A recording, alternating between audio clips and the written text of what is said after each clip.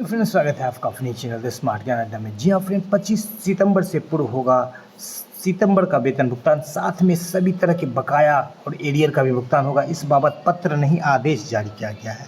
जी हाँ फ्रेंड, आदेश जारी कर दिया गया है। प्रशिक्षणचर्या पूर्ण करने वाले शिक्षकों के लिए अच्छी खबर है। उनको प्रशिक्षणचर्या पूर्ण करने की तिथि से वेतन मिलेगा। 7वां वेतन और सेवा निरंतरता को लेकर अच्छी खबर निकल करके आ रही है। 8वें वेतन आयोग का 35 सदस्यीय कमेटी का गठन हो गया है, यानी कि एक गुड न्यूज इधर से भी निकल करके आ रही है। सक्षमता 4 और सक्षमता PRE 4 का डेट जारी कर दिया गया है। नए HM और HT को प्रभार नहीं देने वाले शिक्षकों पर होगी सख्त कार्रवाई। प्रधानमंत्री कल पूर्णिया आएंगे। शिक्षा जगत की अनहलचलों के साथ सीधे चलेंगे अगली स्लाइड पर, लेकिन उत्पटांग जिम्मेदारी यहाँ पर शिक्षकों को दी गई है। प्रधानमंत्री के बैठक को लेकर के चलेंगे अगले स्लाइड पर और बारी बारी से देखें क्या कुछ खबरें निकल करके आ रही है। उससे पहले एकमात्र गुजारिश, वीडियो को लाइक कर दें, चैनल पर नए हैं या अब तक सब्सक्राइब नहीं किया तो सब्सक्राइब कर लें। चलेंगे अगले स्लाइड पर और बारी बारी से देखेंगे क्या कुछ खबरें निकल करके आ रही है शिक्षा जगत की गलियारों से। तो चलेंगे और बारी बारी से देख लेंगे। अच्छी न्यूज़ निकल करके आ रही है, कई सारे गुड न्यूज़ निकल करके आ रहे हैं। सभी न्यूज़ को बिल्कुल विस्तार से देखेंगे। सबसे पहले देख लेते हैं, ये पटना से पत्र जारी किया गया है सभी प्रखंड शिक्षा पदाधिकारी को और प्रखंड सहायक को सितंबर 25 के वेतन भुगतान 21/9 तक अनुपस्थिति विवरणी देने की बात यहाँ पर कही गई है।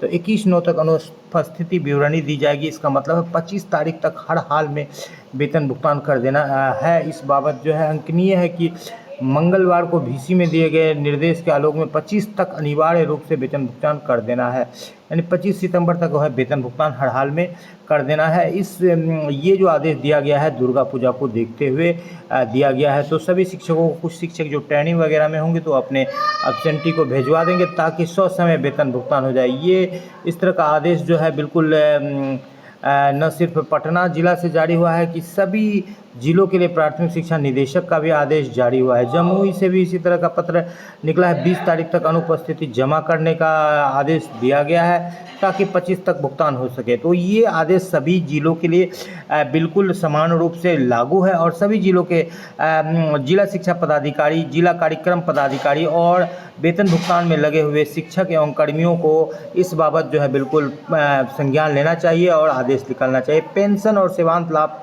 को लेकर के बैठक की गई है और कहीं ना कहीं जो NMOPS की बैठक लगातार चल रही है और आज भी उनका मसाल जुलूस का कल कार्यक्रम था। फिर मिलर रोड से जो है उनका यहाँ पर जो है पटना में रैली की जाएगी। इन सारी चीज़ों को लेकर भी कहीं ना कहीं सरकार पर एक दबाव बन रहा है और सरकार भी जो है कुछ ना कुछ यहाँ पर कुछ कर रही है। प्रशिक्षणचर्या पूर्ण करने की तिथि से प्रशिक्षण वेतन का आदेश पूर्णिया से जारी किया गया है। इस बाबत जो है पटना हाईकोर्ट का जजमेंट पूर्व में आया था और जो 16, 18 या 17, 19 या 15, 17 के शिक्षक हैं और ODL वाले जो शिक्षक हैं उनको 2 से 3 जो है वेतन वृद्धि का लाभ यहाँ पर मिल रहा है 16 और 17 वाले को। लेकिन इस तरह का पत्र जो है बिल्कुल स्कैटर्ड रूप में, यानी कि किसी किसी जिले से निकल रहा है, सभी जिलों से इस तरह का नहीं निकल रहा है। LPC इन आउट के नाम पर पूरा घुसखोरी का खेल चल रहा है और एक जिले से दूसरे जिले में जो शिक्षक गए हैं उनको वेतन को लेकर के जो है घुसखोरी की बिल्कुल बात निकल करके आ रही। कई शिक्षकों के द्वारा LPC इन आउट को लेकर के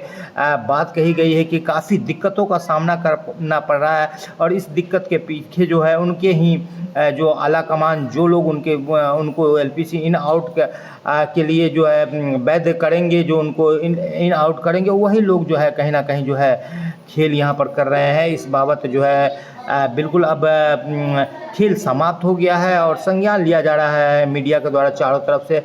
शिक्षकों ट्रांसफ़र पोस्टिंग पर जो है ग्रीवांसेस को, शिकायतों को जो ख़त्म कर दिया गया है, तो इस बाबत भी शिक्षकों में काफ़ी आक्रोश है और ये कहीं ना कहीं सरकार के द्वारा जो है एक अटपटा सा कदम कहा जा रहा है। TRE 4 के विज्ञापन को लेकर के फिर से आंदोलन चल रहा है और 29 सितंबर को पटना कॉलेज से प्रदर्शन होगा। हजारों शिक्षक आएंगे और 1 कैंडिडेट 1 रिजल्ट 26,000 कंप्यूटर शिक्षक की भर्ती की मांग हो रही है।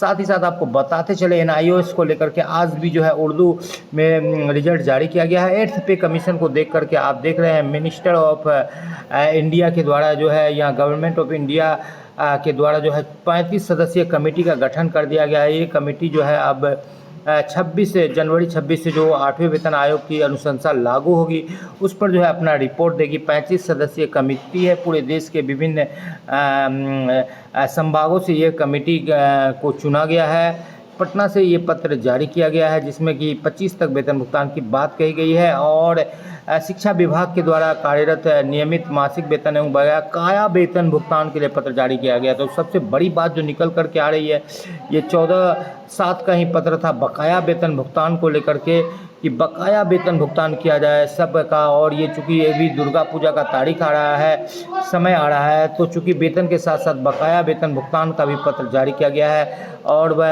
पे लेवल को लेकर के जो 7वां पे लेवल नहीं दिया गया है, जो राज्यकर्मी का दर्जा दिया गया है, लेकिन जो है एक सरकार के द्वारा अपने हिसाब से जो है पे स्ट्रक्चर दिया गया है 1 to 5, 6 to 8 या 9, 10 पीआरटी, टीजीटी, पीजीटी शिक्षकों को और हेड मास्टर, हेड टीचर को, इसको लेकर के भी केस किया गया है कि किस तरह से ये खेल किया जा रहा है। साथ ही साथ सेवा निरंतरता और वेतन संरक्षण को लेकर के भी अच्छी न्यूज़ निकल कर के आ रही है। और एनएमओपीएस की जो परीक्षा होती है 8वीं क्लास में, जिसमें कि 2000 प्रति माह यानी 12,000 तक इंटर तक छात्रों को मिलता है, इसका डेट जारी कर दिया गया है। 16/11 को इसका जो है परीक्षा की तिथि रखी गई है। और साला दर्पण पोर्टल पर आवेदन की तिथि 15/9 से की गई है। अंतिम तिथि 10 अक्टूबर तक है। इस तरह से ये जारी किया गया है। और यहाँ पर पप्पू यादव ने यहाँ पर कटाक्ष किया है कि शिक्षकों को पठन पाठन के काम को छोड़ करके जो है जीविका दीदी को ले जाने के लिए जो बस का कंडक्टर खलासी बनाया गया है, ये बिल्कुल ही सही नहीं है कदम सरकार के द्वारा। शिक्षकों को सोपाद करने वाले अधिकारी जो कि टी-शर्ट पहन करके शिक्षक इस विद्यालय गया, तो उस शिक्षक उस जो शो काउच किया गया था उसमें कई सारी त्रुटियां थी, जिस बाबत जो है नुआव के शिक्षक पर जो शो काउच किया था, उस शो काउच को करने वाले शिक्षा पदाधिकारी पर ही शो काउच हो गया है। क्योंकि तुम करो तो रास लीला, हम करें तो कलेक्टर ढीला, यानी कि कहीं ना कहीं ये बातें निकल करके आ रही है कि शिक्षक पर जो शो काउच किया गया वो शो काउच ही गलत था। आपको बताते चले, जो 7वां वेतन आयोग का विधानसभा चुनाव आचार संहिता लगने वाली है, फर्जी जो है यहाँ पर चुनाव का लिस्ट दिख रहा है, वो अब तक निकला नहीं है।